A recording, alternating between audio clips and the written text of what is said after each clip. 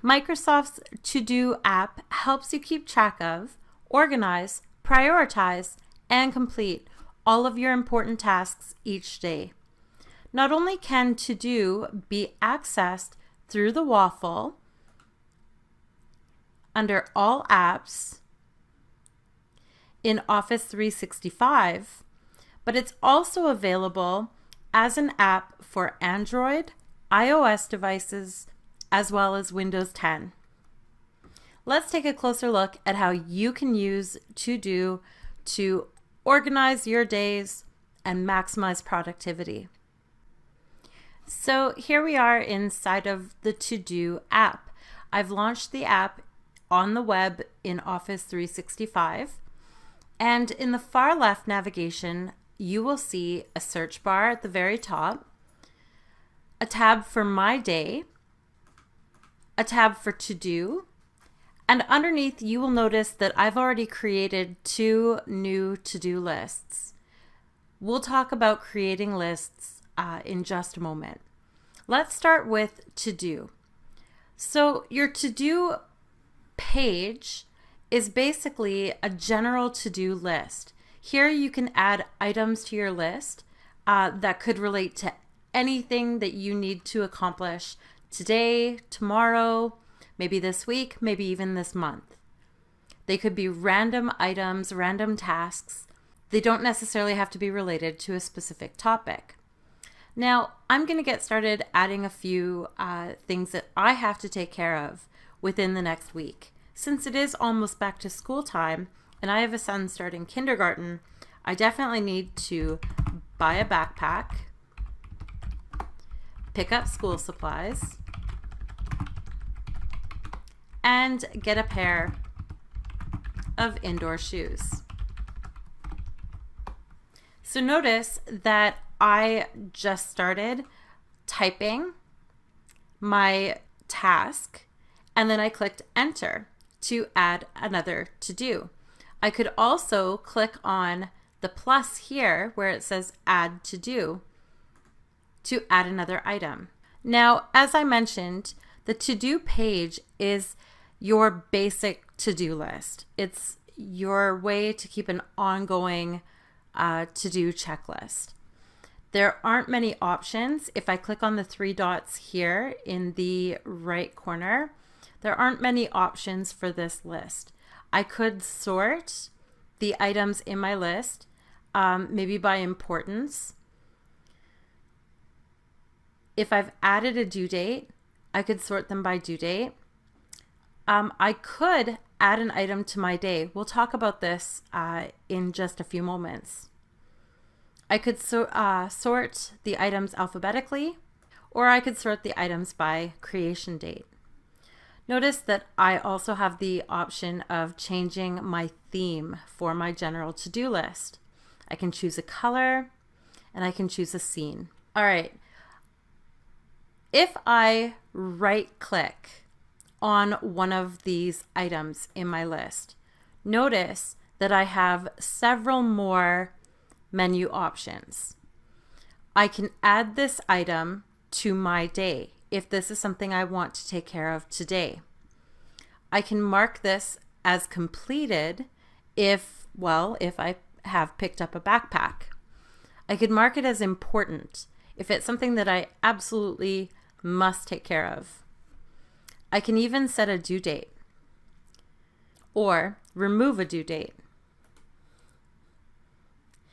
I can also create a new list from this particular to-do item, or move this to-do to a list that I've created, or copy this to-do to a list I've created. So I'm noticing a trend here. These 3 tasks all seem to be related to back to school. So I'm actually going to come over here to the far left and click New List. And we're going to call this Back to School. And I can come up here to the 3 dots and I can change the theme. Maybe for back to school, I want this to be blue. All right, now instead of adding to-dos, I'm going to go back to my general to-do list. I'm going to take a moment and I'm going to right click on each one of these to-do items, and I'm going to actually move the to-do item to that back to school list that I've created. Now let's go check out that back to school list. So I've created this list. Notice it appears in the left navigation panel. And again, I can add items to the to-do list just as I could in the general to-do list by clicking on the plus, add a to-do, and simply click enter on my keyboard to add that item to the list. So one particular thing you can do in lists you create, such as my back to school list, that I can't do in my general to-do list is I can actually share this list with someone from my organization. So I click, let me just show that again. I click on this little share icon and I create an invitation link. And I copy this link and I send it through Teams, chat, or through Skype, or by emailing someone that I'd like to share this particular list with. Let's just go to more options. Once I've shared the link with those individuals who I want to have access to the to-do list, I can come into more options and I can turn on limit access to current members. This invalidates that invitation link, stopping new people from joining the list.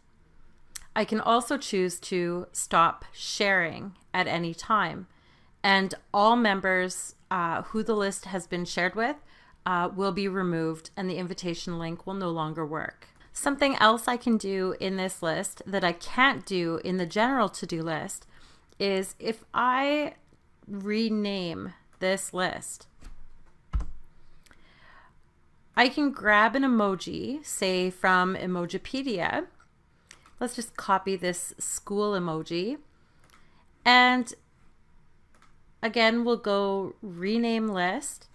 And at the beginning of the name, I will paste in that school emoji and then just click anywhere else on the screen.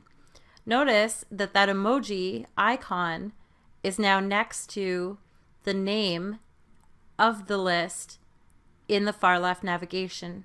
As well, we see it in the name in the title bar. Adding emojis to the titles of lists could help you identify different lists and could add a little fun to your list making. Now, similar to the list that you create in the general to-do list page, I can right-click on each of these items in my custom list, and I can choose from a variety of options, including assigning due dates, marking an item as important, maybe marking an item as completed, creating a new list from the to-do item, or even adding the item to my day. All right, we've sort of been talking around my day. What is my day? Well, let's go take a look. So I'm going to click on my day in the far left navigation. My day is essentially another to-do list, but it's a to-do list for today. But let me show you a really cool feature. Next to the more options for this particular list, we have a light bulb. This light bulb gives us access to suggested to-dos. It's basically a suggestion box. And essentially what to-do does when you click it is it goes through all of your to-dos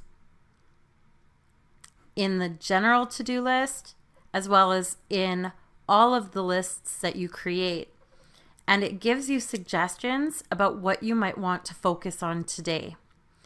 So I can go through here and I can pick out the most important items from my lists. And I can say, yeah, I need to get these items done today. Once I've added items from the suggested list, I simply click done. And now I see those on my day. And again, I could star them as they are important items. And I can even add more to-dos to this particular list. Before we move on, let's take a close look at the search function. So don't forget there is a search bar here inside To-Do, and I can search for keywords to help me find specific to-do tasks or items. Notice that not only does it show the to-do item, but it also shows where in To-Do or what particular list I will actually find that task in.